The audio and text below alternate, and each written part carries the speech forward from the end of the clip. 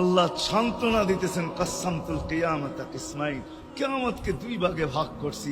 আমি জানি আপনি একাই চিৎকার দিবেন কিয়ামতের মাঠে, উম্মতি উম্মতি বইলা, আর কেউ উম্মতকে স্মরণ করবে না।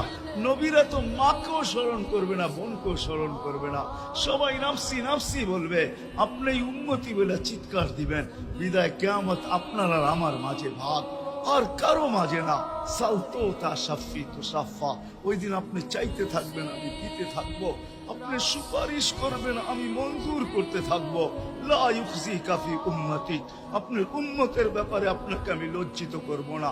কোরআন আসছে আল্লাহর রাসূলের কাছে, অদ্দুহা ওয়াল লাইলি ইদা সাজা মা ওয়াদ্দাআকা রাব্বুকা ওয়া মা ক্বালা। এই সূরার ভিতরেই আছে সাওফা ইউতিকা রাব্বুকা ফাতারদা, আপনাকে আমি রাজি করে ছাড়বো। কোরআন যখন নাজিল হইতেন তো কি অবস্থা হইতো উলামারা জানে। আল্লাহর রাসূল ঘামতে থাকতেন, এতটুকু কষ্ট হইতো, কখনো কখনো বলতেন কাদার রু আইয়াখরুজ, মনে হয় আমার রুটা বাহির হয়ে চলে যাবে। ওই কষ্টের ভিতরে জিবরিল যখন সাওফা ইউতিকা রাব্বুকা ফাতারদা পড়তেছিল, ওইখানেই থামায়া দিছে, জিবরিল থামো। বলছে কেন, সূরা এখনো শেষ হয় নাই। বলছে থামো, আল্লাহ আমাকে রাজি করতে চাইতেছেন, আমি এই মুহূর্তে আল্লাহর কাছে কিছু চাইতে চাইতেছি।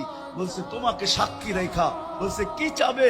তো চিৎকার দিয়া বলতেছে ইলাহি লান আরদা, ইলাহি লান আরদা হাত্তা ইয়াকুনা ওয়াহিদ মিন উম্মতি ফিন নার। ও মাবুদ, ও ইলাহি, ও আল্লাহ, এক উম্মত জাহান্নামে থাকা পর্যন্ত আপনার উপরে রাজি। আল্লাহ